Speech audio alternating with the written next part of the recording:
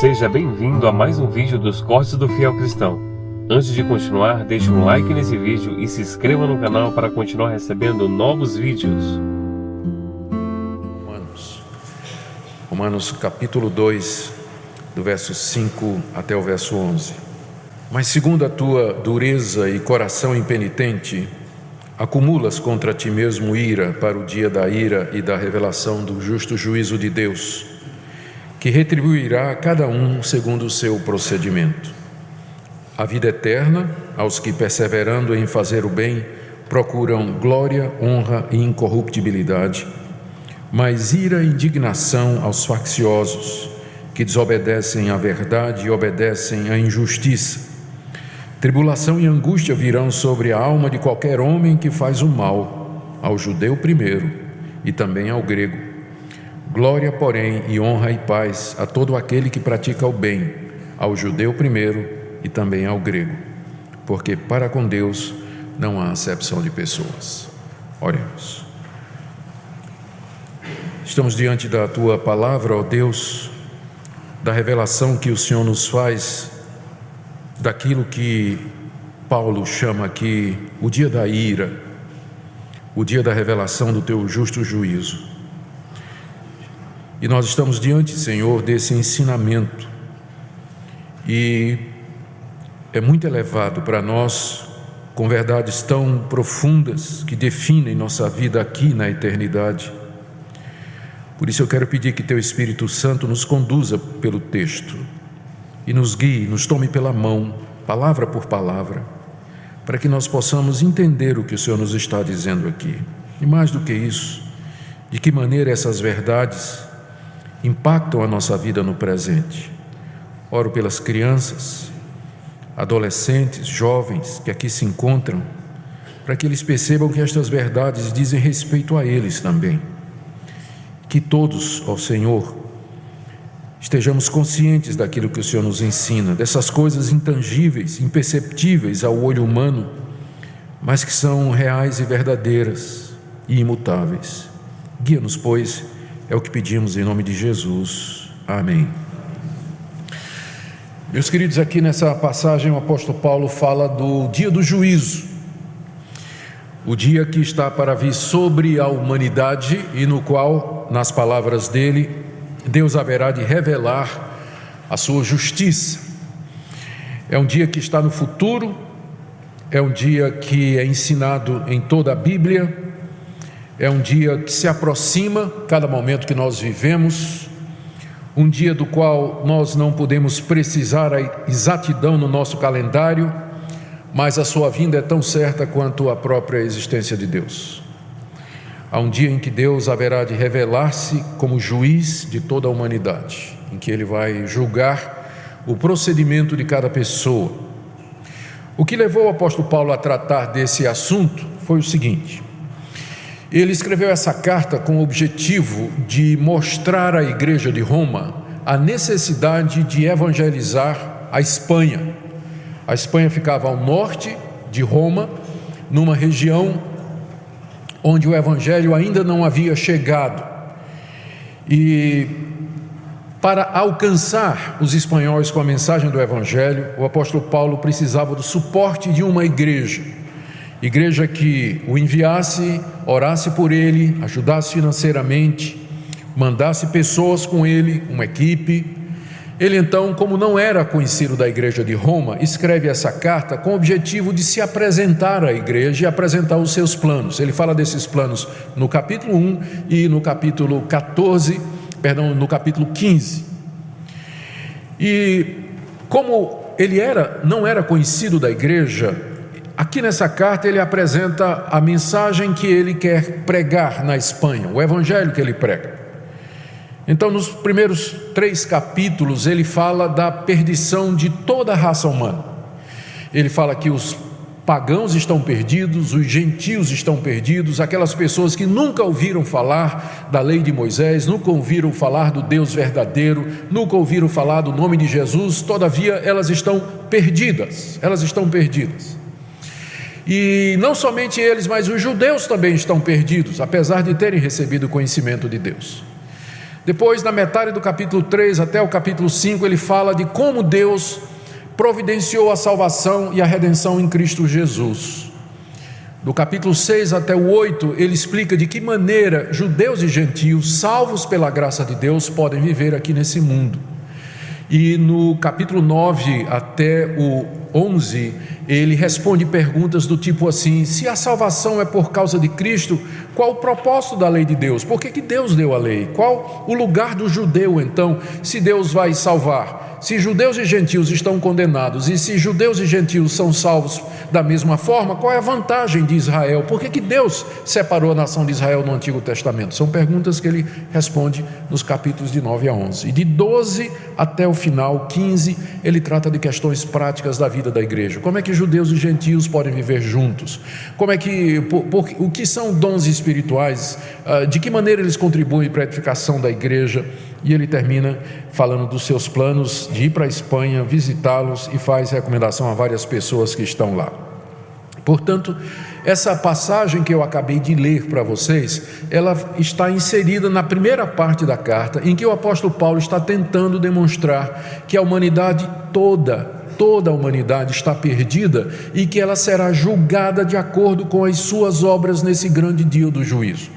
Ele começou falando a respeito dos pagãos, vocês me acompanharam no capítulo 1, ele fala no verso 18 que a ira de Deus já está se revelando do céu. Isso aqui se refere a uma consciência que Deus coloca em cada pessoa de que Ele existe e que Ele está desagradado com a conduta dos pecadores. Ele diz ainda no capítulo 1 que Deus se mostrou na natureza. A natureza reflete a existência de um Deus santo, um Deus que é distinto da sua criação, um poder que antecede a realidade, que portanto Ele deve ser adorado e não os ídolos e as imagens como feitas pelo homem, pela imaginação humana. Ainda no capítulo 1, Paulo diz que esses pagãos torceram a verdade de Deus, verdade essa que Ele deu na consciência e na criação, e adoraram a criatura, torceram as relações sexuais. Deus os entregou às suas paixões, eles foram mais fundo ainda, em vez de se arrepender, e mesmo sabendo o juízo de Deus, de que são passíveis de morte os que cometem estas coisas, eles não somente fazem, como ainda aprovam aqueles que praticam estas coisas. E aí no capítulo 2, Paulo se dirige agora para os moralistas. Eram aquelas pessoas entre os pagãos que reprovavam aquele procedimento entre os pagãos, como por exemplo alguns filósofos estoicos ou alguns políticos romanos que condenavam aquele tipo de prática, aquelas práticas imorais que havia no Império Romano. E Paulo diz: vocês estão condenados do mesmo jeito, porque vocês praticam as mesmas coisas que vocês condenam, vocês fazem as mesmas coisas que vocês consideram erradas. E Paulo então foca agora no judeu, porque de todos os críticos que havia no século I, de todos aqueles que mais condenavam a atitude dos pagãos, você encontrava, ou você tinha, o judeu. O judeu entendia, porque Deus deu a lei para ele, porque Deus fez uma aliança com ele, que ele estava numa posição mais privilegiada e desprezava os demais povos. E Paulo se dirige para o judeu dizendo: olha, no dia do juízo que se aproxima, Deus não vai fazer distinção nenhuma. Ele vai tratar você da mesma forma que Ele trata o pagão, porque o critério que Deus vai usar no dia do juízo para salvar e para condenar é o procedimento da pessoa e não a origem religiosa dela, se ela é pagã, se ela é judia, de onde é que ela vem. O exame de Deus, a avaliação de Deus da vida eterna com relação à vida eterna e a condenação eterna serão baseados em caráter, nas obras, no procedimento, na vida da pessoa, e não aquilo que a pessoa professa ou diz que é. Esse, portanto, é o tema e esse é o foco do que nós acabamos de ler aqui, quando o apóstolo Paulo então coloca ou introduz esse tema do dia do justo juízo de Deus. A minha oração é que Deus nos ajude a perceber a gravidade e a seriedade do que está escrito aqui, porque a vida pode passar muito depressa para qualquer um de nós. Há adolescentes aqui, e eu queria que eles pensassem nisso também. Há jovens aqui, eu queria que eles pensassem nisso também. A vida de vocês é por um fio. Crianças morrem, adolescentes morrem, jovens morrem. Eu me converti aos 22 anos, tinha um irmão de 17 anos. Eu era motociclista desde aquela época. Vocês sabem que tem uma diferença de motoqueiro e motociclista, né? Motoqueiro é de 125 para baixo. Motociclista. Eu era motociclista e meu irmão era motoqueiro. A graça de Deus me alcançou. Nós vivíamos uma vida muito fora de Deus e longe de Deus. Mas um dia a graça de Deus transformou meu coração. Eu me lembro do dia na nossa casa em Recife que eu disse para o meu irmão Ricardo: Ricardo, eu conheci o Evangelho de Deus, a graça de Deus, eu agora entendi. Nós somos pecadores, precisamos nos reconciliar com Deus mediante Jesus Cristo. Ricardo estava com a jaqueta azul, jeans, capacete verde, e ele disse: eu não estou preocupado com essas coisas agora. Isso pode ser bom para você, mas no momento não me interessa. Montou na sua motinha e foi para Campina Grande assistir uma corrida de motocicleta. Bateu de frente com um caminhão na estrada e morreu naquele mesmo dia. A morte pode chegar para você a qualquer momento, e eu queria que você pensasse nisso, no que você vai ouvir hoje à noite. Você que está me escutando, criança, adolescente, jovem, adulto, idoso. Deus hoje à noite nos dá a oportunidade de refletir sobre estas verdades, estas realidades eternas que estão colocadas diante de nós, exatamente para que nós o temamos. Deixe-me fazer 4 ou 5 considerações a respeito do dia do juízo que Paulo faz aqui nesse texto. A primeira é que ele está no futuro. Veja o que diz no verso 5. Ele está falando para o judeu: segundo a tua dureza e coração impenitente, acumulas contra ti mesmo ira para o dia da ira e da revelação do justo juízo de Deus. Paulo está se referindo a um dia futuro, que ele chama do dia da ira e o dia da revelação do justo juízo de Deus. A ira de Deus já está sendo derramada no presente. A ira de Deus significa o desprazer de Deus para com o pecado. O nosso Deus é santo, Ele é justo, é verdadeiro, e Ele não pode contemplar o mal sem que a sua natureza justa e santa se revolte e fique indignada com as criaturas que o afrontam. Então, já aqui e agora, a ira dele está sendo derramada. É o que Paulo diz, capítulo 1, verso 18: a ira de Deus se revela do céu, ou literalmente está sendo revelada do céu. Diariamente a ira de Deus é derramada sobre pecadores. Deus os aflige através de punições físicas, através de desgraças, através de tormentos espirituais, através de avisos, através de provocações para que eles se lembrem, para que eles vejam em que situação eles se encontram. Todo dia Deus está fazendo isso com pecadores, tirando a paz deles, incomodando a vida deles. São o que nós chamamos pré-anúncios da ira final de Deus, mas é apenas o começo isso. Todo esse sofrimento, essa miséria, essa angústia, essa dor, é simplesmente um prenúncio daquilo que está preparado para aquilo que Paulo chama do dia da ira. É apenas o prenúncio, é apenas uma antecipação em que Deus deseja acordar a humanidade e dizer para a humanidade: alguma coisa está errada, será que vocês não percebem? Que vocês não conseguem resolver os seus próprios problemas, que vocês cavam sua própria sepultura, que vocês se matam uns aos outros, que vocês não conseguem viver em paz, mesmo que vocês acumulem tesouros, propriedades, se sintam seguros financeiramente, mas vocês não conseguem viver em paz. Vocês não estão vendo que alguma coisa está errada? Deus derrama a sua ira sobre a humanidade para despertá-la, para que ela perceba que algo terrível está se aproximando, que algo muito pior está chegando a cada dia que passa, que é o dia da ira e da revelação do justo juízo de Deus. Ele é chamado o dia da ira porque é nesse dia que Deus vai derramar a sua ira por completo. Por enquanto a ira dele é derramada, mas ela é mitigada por conta da paciência de Deus. Ele permite o sofrimento, a miséria e a dor, mas Ele alivia com bênçãos, com graça, com misericórdia. Ele traz algum consolo, Ele traz algum conforto. Não é tão ruim quanto poderia ser. O pecador sofre e sente angústias e se sente solitário, se sente angustiado, mas Deus provê a medicina, prevê pessoas que ajudam de alguma forma a aliviar o sofrimento desse mundo. Mas naquele dia Ele vai tirar todo o conforto, Ele vai tirar tudo aquilo que diminui a força da sua ira, e ela será derramada plenamente, sem restrição alguma sobre a humanidade.